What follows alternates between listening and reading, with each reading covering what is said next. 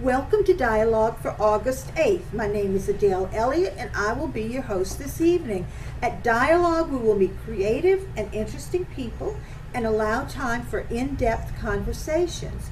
Listeners will also have the opportunity to email our guests during the show, and that address is questions@thisisrealmedia.com.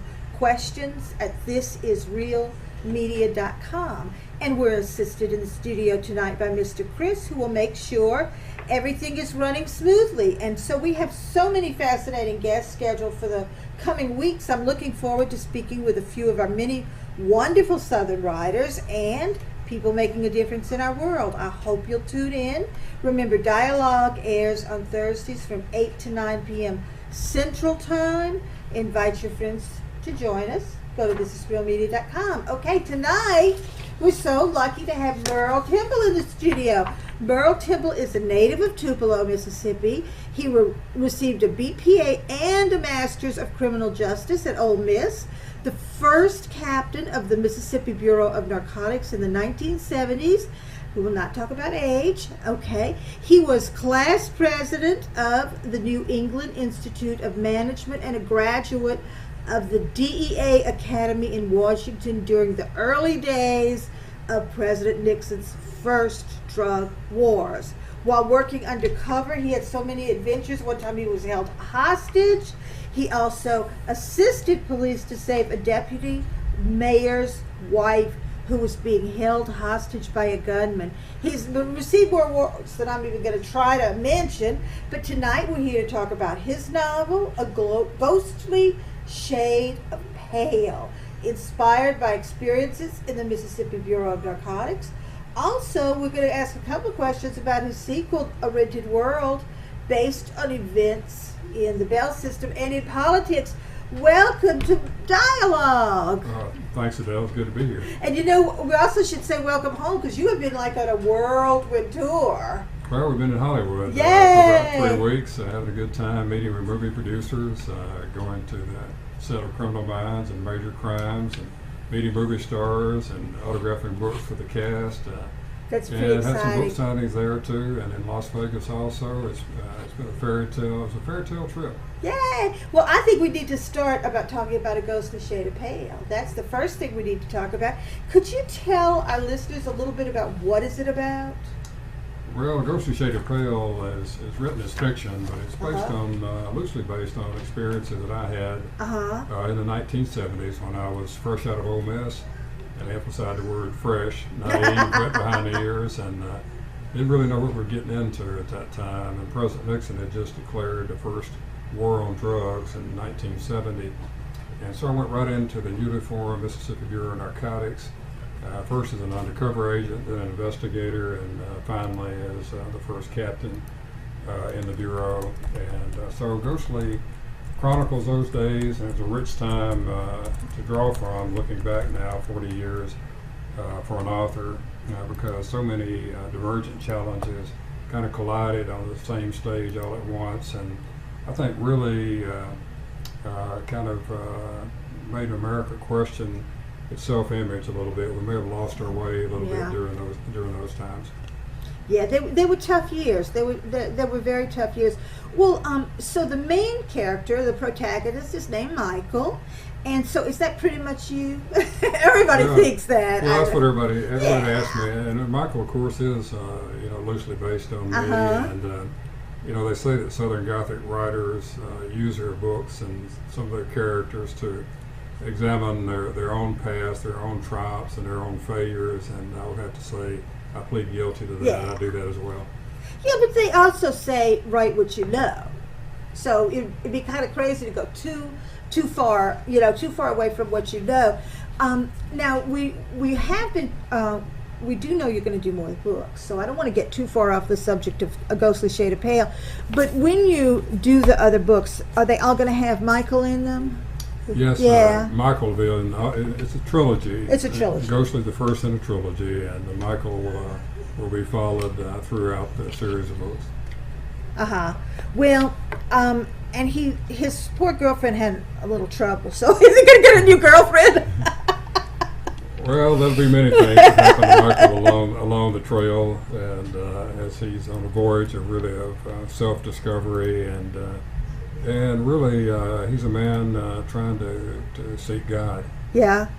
Yeah. Well, I don't want to give away too much of the book, but she does leave us in the book. Let's just put it that way. We lose her. Well, some readers have told me that one lady told me the other day that she cried through about 3 chapters. Oh, well, that's quite a compliment. It is. Yeah. It is. In one sense, you hate to see that you made somebody cry, but as an author, that's if the emotion is there and it's genuine, that's really what you want to hear. I do not think that you don't want to make them cry. I mean, I think that if you can evoke that in a person, that's some good writing. That's some good writing, because you read silly things, or maybe just hear a silly song or something that's kind of sad, but it doesn't make you cry because it's insipid. So I think if you made people cry, that's quite a coup. Well, Jim Clemente with Criminal Minds, who read the manuscript before the book was ever published, and loved it, and gave us a quote, recommended it on the cover, and has become really a close friend. He said that people like the book, women in particular, who give us really great reviews. But he said because it's written to the senses, and there's a lot of emotion in the book, and it's written as literature because I wanted it to be something enduring in a throwaway world. And there were some beautiful descriptions, and I did want to say that I was going to take some out, but since I have the ebook, it's hard to make copies out of it. But that's interesting, because one of my questions was, and I'm going to say this: some of the scenes were a little gruesome for me, especially the one where the guy ate the razor blades. That was way tough for me. So I did want to ask you: are you writing for a particular audience, for a particular reader? Well, I didn't write the book specifically targeted to anyone, except any reader who likes good books, the books that challenge them, make them think, take them on a journey, maybe take them to a place that they've never been, and when they arrive there, they find the inhabitants are not strangers. Maybe they follow Michael, as some people tell me, and they're around the bend with him. And suddenly they bump into themselves, and they see something happen, and they see emotion and feeling, and they think, I didn't know anybody ever felt that way but me. And so when I hear these things from readers, I think we're doing pretty good. And I would have to say about the scene about the eating a razor blades, that was pretty. That was pretty gruesome to me too in real life, because you saw it. Because that part did happen to me when I was. Oh my goodness! I had no idea. When I was held hostage in 1972. And the guy ate the razor blades. He ate the razor blades. Oh my goodness! The blood gushed from his mouth, and then he swallowed the fire at midnight in a little cabin on the Mississippi-Louisiana border. It looked like it was straight out of B-horror movie casting. That was a pretty serious moment. See, I couldn't have handled that. And I know you're a big, brave guy and you had a gun, but boy, it was so scary. Because you're dealing with crazy people. You're dealing with people you don't know what they're going to do because they're insane. Well, and you got out of some pretty sticky situations. I mean, Michael did. Well, Michael did too, and I did too. Yeah. So I blundered into some things, and as a result of, the cockiness of youth, you think you're going to live forever, and so I stumbled into some things where the odds were that I wouldn't make it through it, but I did, by the grace of God. Because some of them were so violent and so dangerous that you wouldn't think they were as close to real as they were. You'd think they were strictly fiction, but they're not so much fiction, really, are they? No, there's a lot of things in the book that are based on actual events. There's a lot of fiction in the book also, but as you and I were talking about earlier, when I was driving in here tonight, I remember that it was 37 years ago that this is a place where we were ambushed by drug dealers who had a sniper on the railroad trestle guarding a deal, and when we arrested their Confederates, they opened fire on us, and it was a terrible gun battle ensued. So a lot of memories driving in here tonight at dusk and remembering those days so long ago. See, it scares me just to think about it, but And I'm not going to get too spiritual here, but you must really have a guardian angel. I think Michael, in the book, you see that Michael knows that he has favor with God, but he runs from him. He doesn't understand it. He's probably a nominal Christian, but doesn't quite get the personal relationship with Christ. And so he's trying to do it all on his own. And that's his age, too. That's true. Yeah. No, he's a little bit got a little bit more bravado in him than I think normal people should have. He does some crazy stuff. Now, your work, you were talking about it being literary. It's not just all action. It is literary. And your style reminded me a lot of James Lee Burke. Do you know him? He's a Louisiana writer. No, I really don't. It's a lot like his. The relationship with the women, and his is a detective. His main person is a detective, and he gets in all kinds of crazy stuff and eats Cajun food. It's a Louisiana book, but he reminds me a lot of you. Now, I'm wondering if this might be a good time for you to read a little bit from the book. Would you like to do that? Oh, sure. And would you like to set it up? Like, what are you going to tell them about? Well, what I usually read from is just to give a little bit of the taste of chapter 1 for people who I think that's probably a good place to start. Maybe have not. You can do those samples on Amazon now where they have a page turner and you can read chapter 1. But this kind of sets it up. So I'll just dive right into chapter 1. Please do. Okay, chapter 1, and there's a quote there from T.S. Eliot. I have seen the moment of my greatness flicker, and I have seen the eternal footman hold my coat and snicker, and in short, I was afraid. Reginald Reggie Morris stared into a dark night made white by large flakes of snow falling in crystal sheets. He thought briefly that it looked like one of the small globes he had as a child, the kind you could turn upside down and shake until the little alpine village was blanketed with the deepest of snows. Something in the night suddenly screamed in its misery, and then it was quiet. There was only the song of the flakes against the glass. Reggie shivered and turned away, carelessly swirling the inch of amber liquid in the snifter. Some New Year's Eve, he thought. This abhorrent weather front had ruined his plans for another of the big parties for which he was famous. He had not even covered his lighted pool, and now strained to see through the thick blizzard obscuring his vision.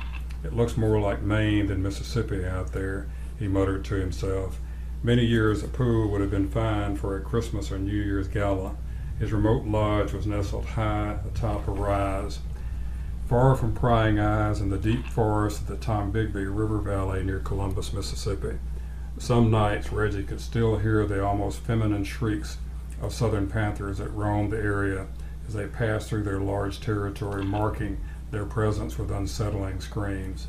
Perhaps one lurked out there in the cold at that very moment, Reggie considered. They always unnerved him. He smiled grimly. Should be celebrating, he thought. His man had won the Mississippi governor's race, and Reggie had cleared over $1.8 million in 1976. At least that was just what he would report to the IRS. No need to burden them with the cash transaction that he laundered through other business ventures outside his law practice. Reggie lived for the here and now. He brushed a lock of his golden hair from his eyes, hair that matched his delicate, almost feminine features. He pondered the events of the past week. All had not gone well for Reggie, a middle-aged man who frequently danced with his demons. Why was he not content to make money legally like ordinary people? Reggie shook his head and looked blankly into the swirling snow. Snowflakes were orderly things that behaved in predictable ways, unlike his business. There were some transactions that had been disrupted recently, and he had unsavory people who held him accountable for their merchandise that looked much like the fine white powder now building up against the cold sliding glass doors. The incessant ringing of the phone extricated Reggie from his thoughts. "Hello," he said absently. "Reggie, this is Howard," the Tupelo police detective grumbled in a deep voice. "Why are you calling me at home on a night like this, you dumb hit?" Reggie asked as he took another swig of brandy. "Reggie, the DA's got me boxed in. I'm stuck and can't move. I'm afraid that our bribe to get him to drop the coat case on your clients won't work. He's got pressure from the state narcs. I can't stop worrying about it, so I called you to share the pain. You should know better than to bring up things like that on the phone. Just get another beer from the fridge, watch Dick Clark ring in a New Year, and quit bothering me. Good night, Reggie said as he abruptly hung up. Out in the whiteness of the storm, a man pale enough to pass through such weather almost undetected watched Reggie's house from a stand of cedar trees just beyond the pool house. He could see Reggie staring into the night, talking on the phone, feeling so safe and secure. He observed Reggie much as the lowland panthers watch a rabbit in the snow. That night, Reggie was also on the low end of the food chain. The predator who stalked him was one of those unsavory people who settled his debts suddenly and violently. The man rubbed the word Legion on his pale arm, for his demons were many. Though safe from the unseasonable storm that raged outside, Reggie felt ill at ease and knew he had to make things right or there could be serious repercussions. Some of the people for whom he did favors were criminals but could be reasoned with. Others, that would-be revolutionaries he squired around to left-leaning tea parties, were borderline psychopaths. Ordinary people see only the usual pitch for utopia and the standard bashing of America. They cheerfully applaud the academic and hypothetical nature of the sermon. Reggie thought that they could see these guys for who they really were, it would terrify them beyond their worst nightmares. For some reason, Reggie was scared tonight, and the brandy wasn't reassuring him. The more he drank and the harder he peered into the growing whiteness, looking for God knows what, the fuzzier everything became. He felt very alone. Only Peaches, his beloved poodle barking at his feet, provided comfort. Peaches wanted to go out. Reggie cracked an opening in the sliding glass door and admonished Peaches, "Hurry back, baby. Don't freeze now." Peaches dashed to his favorite spot behind the pool house, sheltered by a thicket of azaleas. Reggie threw another log on the fire and walked back to watch for Peaches, who normally did his business quickly, and returned to the house. Reggie waited and Peaches didn't return. He finally cracked the door a bit and called, "Here, Peaches, come here, boy." But there was no sign of him, only the wail of the storm like some disembodied spirit. "Here, boy, come here, Peaches, come to Daddy," Reggie repeated louder and louder. His voice got higher each time, and despite the cold wind, little beads of sweat formed on his upper lip. The snow came down harder, seemingly in response to his cries. He could barely see the pool house. Reggie knew he'd have to go in search of his little dog, but his heart was beating fast and hard. The brandy gave him enough courage to take down his overcoat and open the door against the swirling wind. "Peaches, Peaches, where are you, boy?" Reggie shouted in the loudest voice he could muster. His thoughts turned to the tiny pistol that he had left in the kitchen. He had never been comfortable with guns, but in a burst of sudden insecurity and vulnerability, he wished he had it with him now. The wind mussed his normally carefully coiffed hair, and flakes of snow stung his eyes, making visibility almost impossible. However, as he neared the pool house corner, there was no mistaking the growing red stain that marred the purity of the snow near the edge of the pool house. Feeling ill, he fell to his knees beside the butchered body of his precious Peaches, lying dead in the shadows of the bushes that his devoted pet had dutifully watered. Angry and heartbroken and terrified, Reggie turned and hurled himself in a lurching run for the house. The wind and the snow tore at him as he ran for his life. The tree limbs reached down for him like long arms in the blowing wind. Just as a rabbit thinks he has it made, sharp claws of the predator reach out of the darkness and deny him safe haven. And so it was once again. A pale man covered in snow stepped out from behind a tree beside the house and grabbed Reggie from behind with arms both real and strong. Reggie's scream was cut short. The monster that waited in the night spun him around and pressed a stiletto against his throat. Reggie's eyes went wild when he saw who it was. Frederick. Startled snowbirds fluttered from the shelter of their roofs, fleeing this madness of man. The snow-covered albino stared down at him through dead, red eyes, so red they appeared to bleed. "Where is my money?" he demanded over the howling wind. And that's where I usually stop. Wow, that was so, I want to say powerful, but it was scary. It just kind of took my breath away. It was scary. And you know, talking about doing a literary book as opposed to just some pulp thing.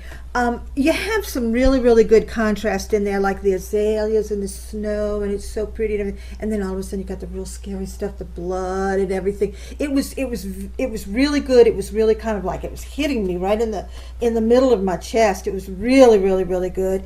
But I don't know that any book is as good as when the author reads it. Seems to me it's always better when the author reads it. Though I'm a pretty good reader myself. I like to read to myself. One thing that you did in this book that I really, really loved was the use of quotes. I thought that took it out of the ordinary. I thought that turned it into something even more literary. And you have a quote at the beginning of every chapter. I just think that's wonderful, and they're all different kinds of quotes, all different kinds of. Some of them I haven't heard of, but anyway, I love the way you did that. Now, I think this might be a good time to tell our listeners where can you get the book. Well, of course, on Amazon.com now you can get the hardback, or you can get it's available in an ebook format for Nook, Kindle. And how much are they? Do you know? The ebooks are $9.99, and I think now the Amazon sale price is somewhere around $20. Those places tend to discount from time to time. When we're doing our book signings, the sale price for the hardback first editions, which people like to collect, are $25.95, and we have a long list of signings set up. Of course, did a lot when we were in California and Nevada and Oklahoma when we were out on the road also. Why don't you tell people where a couple of them are that are coming up? But I wanted to ask you something, but about something you just said, but it was something about the signings, but it went out of my head. So tell us where they might find you at a couple of places coming up. Well, we'll be in Memphis at Merle's Barbecue this coming Monday, the 12th, from 2 until about dinner time. Okay. Signing books there. We've got signings coming up, I think on August the 27th. We'll be at Square Books in Oxford. Oh, wow, that's great, Square Books. And September 7th, we'll be back in Tupelo at Barnes & Noble for our first signing in the state with Barnes & Noble. And in between there, we'll be doing some readings at Friends of the Lee County Library in Tupelo, and Friends of the Etowamba Library in Fulton. And we'll be doing some book signings there as well. And also on the 17th this month, we'll be at the big Tupelo Furniture Market, which is quite a big deal. Big deal in Tupelo. Vendors buyers come from all around the country. And they called and asked us if we would come out and set up a booth, and they were real nice, and so we're going. Oh, but I think that's going to be fun. That's going to be a lot of fun, but you have to be careful. Don't spend your profits on all the other stuff out there. Be very careful. I do want to remind our listeners that this is Dialogue, and if you would like to send a question to Merle Temple, who wrote A Lighter Shade of Pale, you can send it to questions at thisisrealmedia.com. Okay, all right. I have been following you on Facebook, and you know how to work Facebook, I must say that. You have just returned from a whirlwind journey all around the country, and especially towards the west. Now, you gave us a little hint when you came at first, but tell us some more detail about where you went and what you did. Well, we had an invitation to go out to Hollywood, out in California, and to meet with some movie producers who were a bit intrigued and wanted to talk about Ghostly as maybe a property for a movie or a TV series. I can see it as a movie. I can definitely see it as a movie. Okay, I'm sorry. Keep going. Our readers always generally say that the book is very visual. It is. And that it would make a good movie. And so we kind of arranged everything we could for this one big trip, and we went out there and just had a marvelous time. They asked me when I got there how I liked it, and I told them I love Southern California. I said, people out there think I talk a little funny. I think they talk funny. And so we went out, and just when we got there, we went to, had an hour-long interview with Frank Sontag on KKLA, which is the largest Christian station in the United States. Then followed with a signing in Brea at Lifeway. And so many people came in who heard us on the radio program and had a very successful signing. Then we went down to Culver City with some of the people from Criminal Minds and met with a buyer for one of the very top producers in Hollywood, and had a wonderful meeting there, and they're taking a look at it and considering options now, I think. And then we went to the set of Criminal Minds and met the cast and signed books for them, took a lot of pictures. Same thing with Major Crimes, a spinoff of The Closer. And also was interviewed on a show called Media Mayhem in Beverly Hills. And just an aside, the young man who mic'd me looked familiar, and he looked a lot like his daddy. He was Mel Gibson's son. Oh, really? I said, well, how's your dad doing? And he said, well, he's doing great. So I autographed a book for him to take to his dad. So we had a lot of things like that happen to us, and I got to see my relatives, 2 cousins. In California? That I didn't know if I'd see again this side of heaven. Yeah. One lady, Ginger, I hadn't seen her in 33 years, and Margie, her sister, I hadn't seen in over 50 years. Oh, how fun. Two first cousins, and so we had a wonderful reunion, and went out to dinner, and then went down to Irvine with them in church, and they took us to Laguna Beach, and then a friend who's in the acting business called and invited us up to do a signing in Malibu at Bank of Books. I always wanted to see Malibu. Oh, it's beautiful. Yeah, so we went up there and signed some books, and then we went down and had dinner at the Sunset Restaurant right on the beach as the sun was setting there over the water and the cliffs, and just so many great things happened to us, and really hated to leave. Made so many good friends out there, and then we went up also to Las Vegas on the way back and saw some friends there, and did a signing at Barnes & Noble there at the largest store there, and we also were fortunate we broke all their records for an author for signing there. Wow. Well, now, did you drive all that way?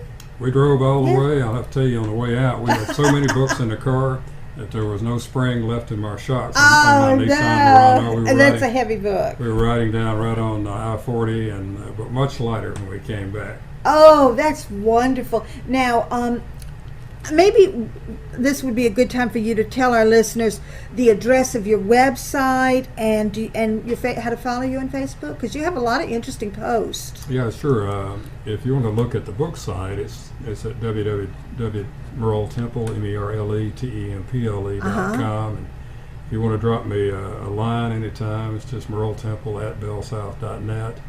And I'd love to keep in contact with people on Facebook. If you'd like to friend me, just go and look for me on Facebook. We have a growing community across the country who they come and buy books and talk with us. We get to know them. They friend us on Facebook, and they're following us now all across the country. Really building a real extended family, and it's really some great people we meet.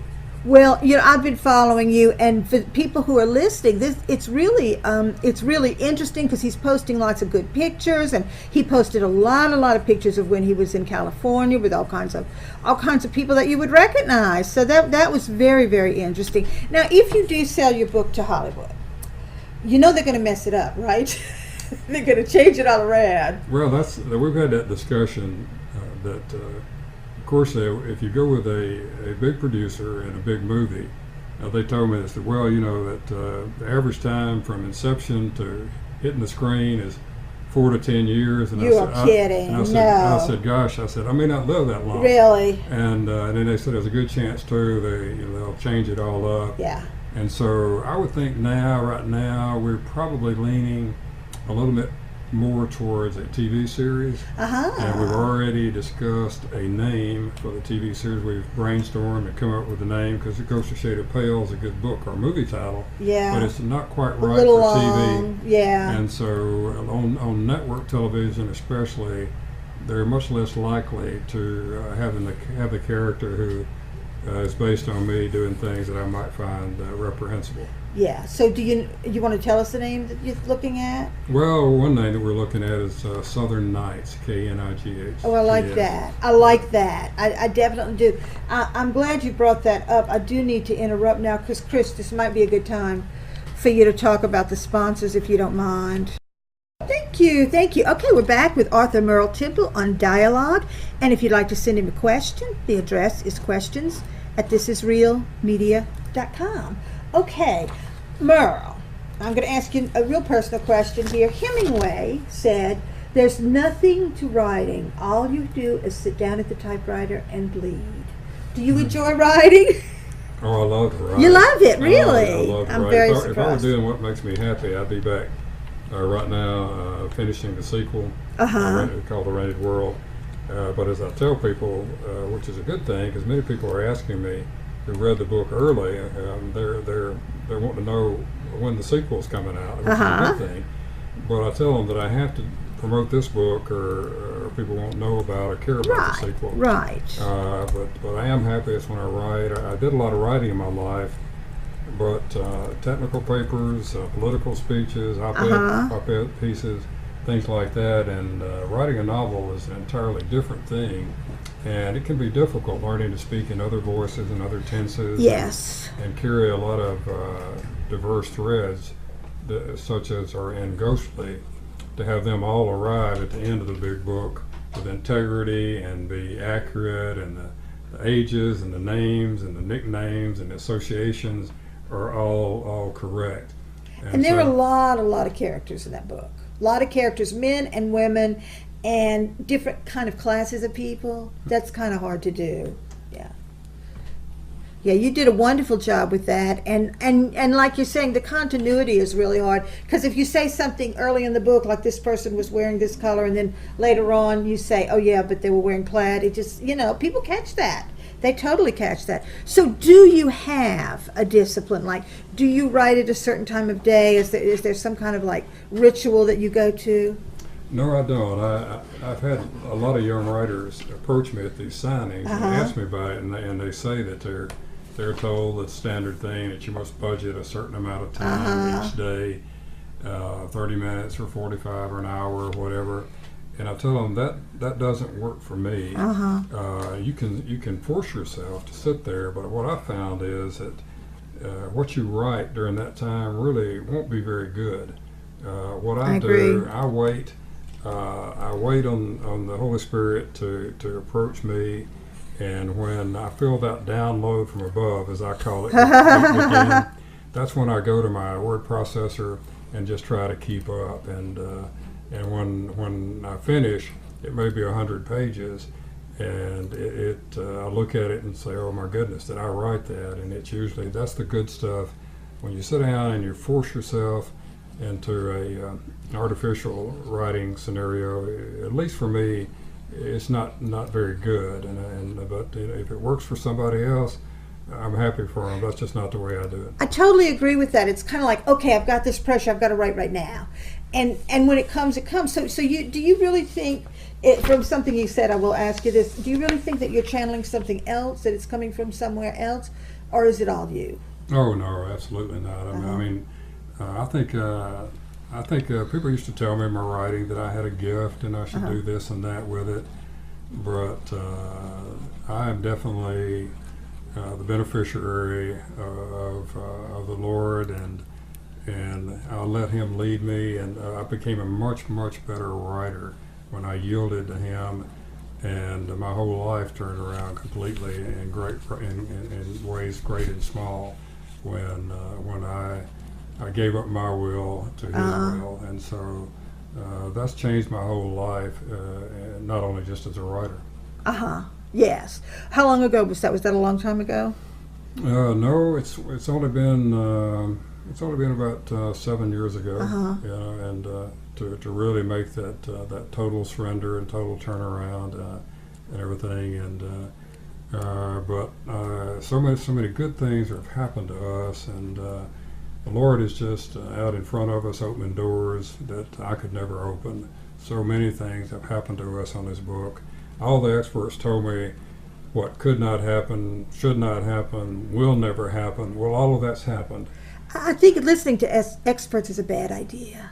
It really is. You have to believe in yourself, believe in your book, and as I did, trust in God. And so it's just so many good things have happened to us, things that were just the long shots, the longest of the long shots, and they all came in. And everywhere we go, people have just been so nice to us, and so respectful. Even some people I met and maybe interviewed with who might have a little bit different opinion on things than I do, or don't share the faith that I do, but yet we become friends anyway, and just have a great time, and we all learn from each other.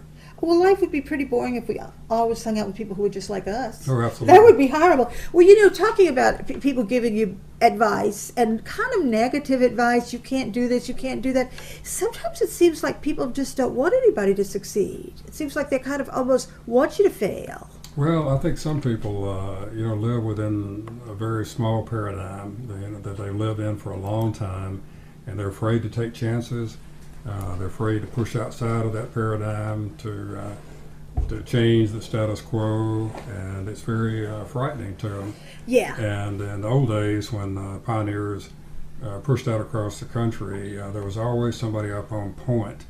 The real pioneer, and the settlers followed him. In those days, they would call out to the pioneer way up on the point, and they say, "Is it safe out there?" And he'd say, "Sure, come on up." But today, in today's world, I found out that if you're a settler and you're following along, when you call out to that pioneer, that paradigm pioneer, he says, "Sure, it's safe, but there's nothing left for you." And so you have to step through those windows when they open. Yeah. If you hesitate, it'll never come again. When the stream starts and the flow's coming, there are good things waiting to happen. If you hesitate and let it go by, it'll probably never come again. And so I try to be reasonable, of course, but I try to never hesitate, especially when the Lord is showing me that this is right and this is the time. It's something that you just know inside you, and you shouldn't really. I'm not real happy about all that advice you've been getting. Let me ask you a little technical question. How long did it take you to write this book? Do you know? Oh, I'd say off and on. When I got really serious, it took me probably a couple of years. Yeah. It won't take that long for the sequels, because I've learned so very much about what works, what doesn't, and really how to write a novel. And hopefully I'm still learning, still getting better. I think all writers should always strive for the next book to be better than the previous book, and I hope that's what we do. But and there were times that I got really sick of this, and you rewrite it, you rewrite it, you edit it so many times, and you get to where you just really got sick of it. And one time I thought, well, it's not very good, and probably no one should ever see it. And then I walked away from it, but then I came back to it, and the Lord showed me what to do, and I went from the very start to the very finish. And I began to add descriptors, because I thought it was flat and lifeless. And when I started adding descriptors, the characters began to pop up off the page. They began to breathe and live, and you could see what they saw, hear what they heard, feel what they felt, smell what they smelled. You were right there with them, and that's what our reviews reflect. And then I began to fall in love again with the whole process of writing. But you learn those things by trial and error. And I'd always encourage any writers who might be listening, we've got plenty of descriptors at our command to help us really paint pictures with our words, and it's very important. And that's what makes it literary writing. It's not a formula book. And also that's why I think you're appealing to more different people, men and women, because women like the details. Women like to read about what color they were wearing, and what did the room look like, and stuff like that. And men, they want just the action, but you've got a nice little balance in there. Did you ever have a problem with writer's block? Do you have any tricks for overcoming it? Well, not in having any serious problems with writer blocks. We always have times where we're writing a lot, and times when we're struggling and you're doing background. Yeah. And sometimes you just need to get away from it. And if there's a good writer that inspires you, and you need to remember again, what power good writers have to make people go to another place. Yes. And to lose themselves and maybe escape from the things they're trying to escape from or whatever. And so sometimes I would do that. I would go back, and John D. MacDonald was a writer that always did that for me, and he also did the Travis McGee series that some people may remember who are of my age, and so I would go back and read some of his books, and I've read some of his books I've read many times, because they're just crafted so well, and he had such a great. And I hope. Well, I used to think one day that I would like to write, and I would like to write like he did. And I don't know that if I'm near that point yet or not, but he sure was a great writer, and he sure inspired me. Well, I don't think we ever write like the people who inspired us, but at least we can learn something from them. And I think that's all we can take from them. Nobody's going to write exactly like you. Nobody's going to write exactly like you or like anyone else. Now, I understand you're working on a new book. Are we ready to talk about that, or is it still a secret? Well, no, it's not a secret. A Rented World will pick up pretty much where Ghost of Shade of Pale leaves off. And it'll follow Michael and his continuing journey through life, and his triumphs and his failures. Does he get a new girlfriend? Well, I don't want to go there yet. Okay. But there will be happiness, and there will be great sorrow in his life, and great tragedy. Oh Lord! But he will discover, as I did, that in tragedy and brokenness down deep in the valley, God hides blessings there. Yeah. So it's too soon to ask you for an excerpt from that book. You have any idea about a release date? I would think sometime next year. I'm not sure exactly. It just depends when we get to it. Pretty soon, I think I need to take a break from the intensity of promotion and everything, and get off and write. So it's good for my health, I think, mentally and emotionally, to do that. And so I think maybe this fall we'll slip away to the beach somewhere and take the word processor, and in between walks on the beach and good seafood and everything, I will probably find my voice again. But you seem like you have a good balance between the actual business part of it and the creative part, which I think most creative people don't have that balance. I think they don't want to do the promotions and the business and everything else. No, most authors really that I've encountered really don't want to. No. They don't know how to. I was fortunate in that when I was later in the Bell system, that I did public relations and marketing for a long time and learned so much there. But most authors haven't had that luxury, and they really just want to write. And I understand that, because that's when I'm happiest too, as I said earlier. And but it has to be a balance in this world, especially. There are over 800,000 books that come out every year. And so if you're going to rise above, or have a chance of rising above the din of all that noise, then you're going to have to work really hard if you have a book that you really believe in. And there are a lot of good books, I think, that come out that they're designed to sell and to be read and perhaps not remembered. Mm-hmm. And I'm not criticizing that. I mean, every writer has their place, but that's just not how Ghostly was written. And so Ghostly is something that we believe in, that we're committed to doing whatever we had to do to help Ghostly find its audience. And the word of mouth now is beginning to carry us. That's wonderful. It's great when you read your book and actually start recommending it and passing it around to people. And that's what's happening everywhere, and that's just wonderful to see. And we believed that would happen and prayed that it would happen. Well, you said something about how many books come out every year. So we keep hearing that readers are almost like extinct, that we don't have readers anymore. What do you think about that? Oh, no, I don't think that's true yet. I think they're just finding a different way to read. I think bookstores are kind of endangered. Yeah. And that makes me sad in one sense, because I'm just of that generation. Me too. And I like to hold a book in my hand.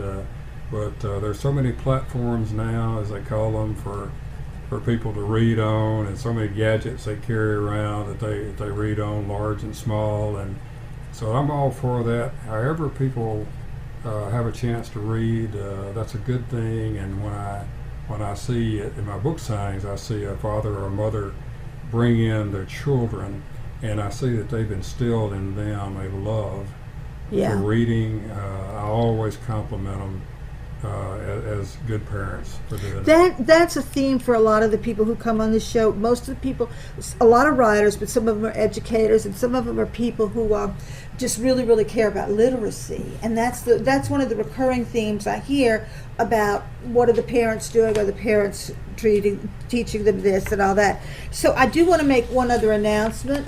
Listeners, you want to catch the rebroadcast of Dialogue. We do rebroadcast it Saturday from 9 to 10 a.m. and Monday from 3 to 4 p.m. on thisisrealmedia.com. But remember, that is a recording. Okay. All right, let's see what else. We have so many wonderful things. Now, you said something earlier about you had sent it to some other publishers before you found your publisher. Do you remember how many? Oh, gosh. I lost count, like most new authors. And I found that the publishing world today, they're under such challenge by Amazon and some of the big online people that your old publishing houses are very reluctant to take chances on something. They might look at something set in the 70s and say, well, that's passé, that exactly. story's been told, or this is a little too much this, or a little not enough that, and so they're hesitant to take risk. And as I said, I had people ask me when they read through it, because Ghostly, even though it's a pretty gritty story. It is gritty. There's not a single curse word in the whole book. And in forums I've been in where people told me that you have to use very bad language to be authentic. And one person said, well, and he said, I've just edited a big crime story, and you have to do that to be authentic. And I said, well, I just wrote a big crime story, and Criminal Minds loved it. And so I said, I reject that. And I said, if you're a good writer, I said, we have plenty of descriptors, at our command. And I said, there's a tendency today, I think, to just be titillating and salacious with some of the language we use. And I say also, I said, I'm cognizant, and I caution other writers, and I say that, what we write today is like the epitaphs on our tombstone. I said, you may be remembered for that kind of language, but I don't. I mean, if that's what you want to do, that's okay for you, but not for me. And so I rejected all calls to add neon, as they called it, to my book, which is just profanity. And someone asked me if I could add vampires to it, because vampires are very hot. Yeah, but that book doesn't lend itself to vampires. That's stupid. They're very formula driven. Whatever was hot yesterday, they want to copy it sometimes. Oh my goodness! And but it was an interesting process, and I wound up with Bethel Road Publications, where I was meant to be. Yeah. You were meant to be. Well, I must salute you for standing by your guns on that one, because it's very easy to have somebody come up and you think, well, they know what they're talking about. But I mean, I would never have added vampires to that book. Never. That's the stupidest idea I ever heard. But, about the obscenities and stuff, that's not who you are. That's not what you want to do. And I really, really think that you should have stood by your ground, just like you said. I just sold a book, and my book has absolutely no sex in it. It's about a young girl, and she's interested in all kinds of paranormal stuff, but nobody takes off their clothes. She does change clothes once in a car, but there's no sex, there's no nothing. And I would be uncomfortable with a lot of obscenities. I mean, sometimes people just let a word fall out of their mouth, like damn or something like that, but obscenities mean you're not writing. Obscenities are a crutch. If you would let it loose with a whole string of obscenities, or your character would, that doesn't really say anything. If the character really has a good sense of fussing at people, they could say all kinds of insulting things that didn't have a vulgar word in it, like you're an idiot or something like that. But anyway, so you. How long did you send it out before you got a publisher? Do you remember how long? Like months or? I would say probably about maybe 6 months or so. That's like that. Fast. Yeah, that's really, extremely fast. Fast by today's standards, certainly. And I would say too that people have responded so well to the fact that Ghostly is a good story and a gritty story, but that it doesn't have any profanity in it or any explicit scenes of intimacy in it, just for the sake of that or anything. And I think people are hungry for that today. They've been real writing. They've been so bombarded with all these bad words and these scenes that are put in, just to titillate. Just to as I titillate, said. exactly. And so this is a book, I tell people, that like a book that might have been written 40 years ago. I agree, and of course I'm kind of old too, so we won't go into the details about how old I am. But see, I'm not going to read a book that's all nasty. I'm not going to read that. I don't want to read it, and I think maybe that's why people are losing readers, because people are writing trash. But I do think that there is always going to be a place for a good writer and a good book. I believe that too, and I tell other writers too. And sometimes you use these words, and you've used them so much, and overused them so much that they have no meaning and they have no force anymore that you claim you have to have by using them, and they really have just. They just numb people with all of this. And so, be prepared if it goes on the screen. Your readers are going to be disappointed because they're going to change it so much. And you know the line: the book was so much better than the movie. Well, we're very vigilant, and some people have approached us here who love the book and said, "Don't let movie people or TV change it." And really, I told them that certainly. I would love to see a film adaptation of this in some form, but there's not enough gold in Hollywood to make me compromise and sell out and make this story something that it's not. Good attitude. That's a great attitude. I don't know that I would be that strong, because I would cave. I know. I do want to remind listeners to tune in tomorrow morning from 9 a.m. to 11 a.m.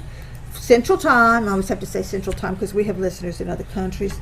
Central Time for the Rex and Colette Show, and they will chat about current events and interesting and kooky stories. Now, I'm going to ask you another question. Guess what? It's about writing. I'm kind of a one-track person here. Okay, you're a native of Mississippi. This state has produced so many great writers as well as all sorts of creative people like musicians and all kinds of stuff. Do you have an opinion about why that is? I think it's probably many things. I think that we grew up on good writing. We in a state where we had a rich history, some of it very painful, and a lot of that was expressed in the arts and in many different forms. And so I think that has a lot to do with it,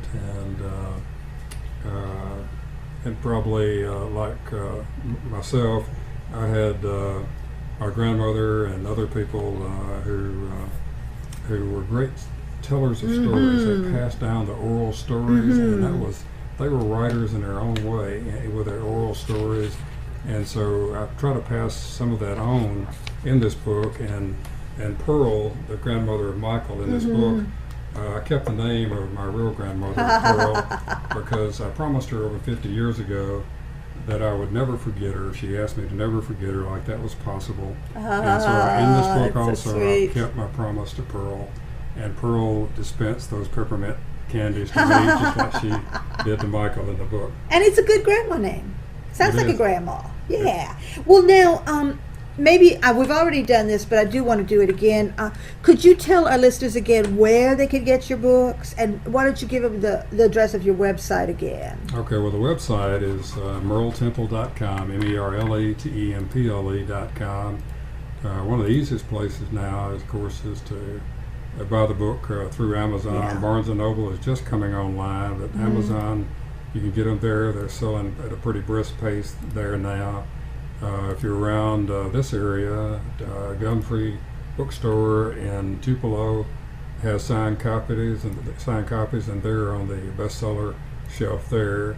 And Barnes & Noble has a big supply coming in for our signing there on September the 7th.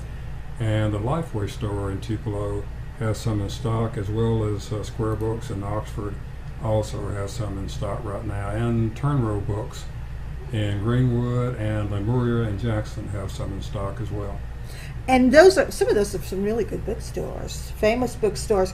Wow, you just have been rocking and rolling with selling your books. That's wonderful.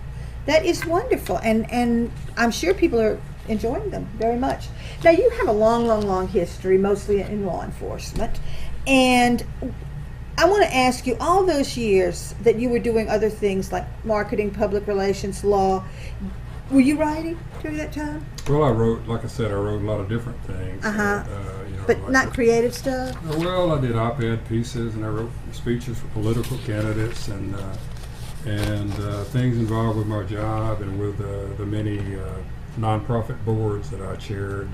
We were on a lot of nonprofit boards and stuff like that. But like I said, a novel is an entirely different thing, and it was a big hill to climb, and I didn't know that if I really had what it took to climb that mountain. But gosh, when you do, and you find out how much fun it is once you get through the hard work, and how rewarding it is, and how you discover things about yourself that you didn't know, and how cathartic it is to write and use your stories and your experiences and get it all out of you.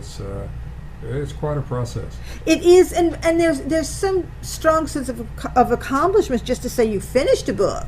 But I mean, to finish it and get a publisher, that's a pretty big deal. That's a really big deal. I think it's probably easier to win the lottery than to get a publisher. I do have time to ask you one more question. I thought I was out of time, but anyway, in the book, there was a very romantic poem. And I'm wondering, do you write much poetry or anything other than... I used to. I hadn't written any poetry in quite a while, but I used to find expression for some of what I was feeling through poetry, but now the novels carry all of that. Yeah. Do you write any short stories?